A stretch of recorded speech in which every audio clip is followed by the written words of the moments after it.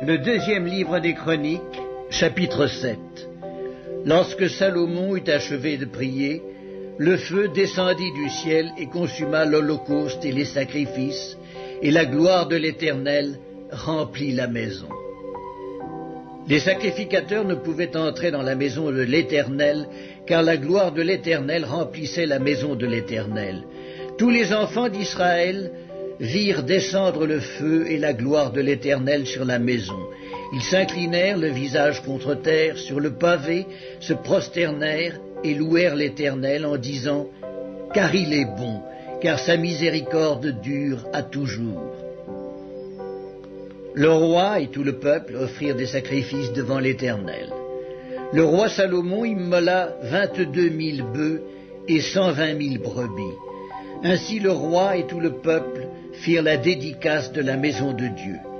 Les sacrificateurs se tenaient à leur poste, et les Lévites aussi, avec les instruments faits en l'honneur de l'Éternel par le roi David pour le chant des louanges de l'Éternel, lorsque David les chargea de célébrer l'Éternel en disant « Car sa miséricorde dure à toujours ». Les sacrificateurs sonnaient des trompettes vis-à-vis d'eux, et tout Israël était là. Salomon consacra le milieu du parvis qui est devant la maison de l'Éternel, car il offrit là les holocaustes et les graisses des sacrifices d'action de grâce, parce que l'autel d'airain qu'avait fait Salomon ne pouvait contenir les holocaustes, les offrandes et les graisses. Salomon célébra la fête en ce temps-là pendant 7 jours, et tout Israël avec lui. Une grande multitude était venue depuis les environs de Hamath jusqu'au torrent d'Égypte. Le 8e jour, ils eurent une assemblée solennelle, car ils firent la dédicace de l'autel pendant 7 jours, et la fête pendant 7 jours. Le 23e jour du 7e mois, Salomon renvoya dans ses tentes le peuple joyeux et content pour le bien que l'Éternel avait fait à David, à Salomon et à Israël son peuple. Lorsque Salomon eut achevé la maison de l'Éternel et la maison du roi, et qu'il eut réussi dans tout ce qu'il s'était proposé de faire dans la maison de l'Éternel et dans la maison du roi, l'Éternel apparut à Salomon pendant la nuit et lui dit « J'exauce ta prière, et je choisis ce lieu comme la maison où l'on devra m'offrir des sacrifices. Quand je fermerai le ciel et qu'il n'y aura point de pluie, quand j'ordonnerai aux sauterelles de consumer le pays, quand j'enverrai la peste parmi mon peuple, si mon peuple, sur qui est invoqué mon nom, s'humilie, prie et cherche ma face, et s'il se détourne de ses mauvaises voies, je l'exaucerai des cieux, je lui pardonnerai son péché, et je guérirai son pays. Mes yeux seront ouverts désormais, et mes oreilles seront attentives à la prière faite en ce lieu.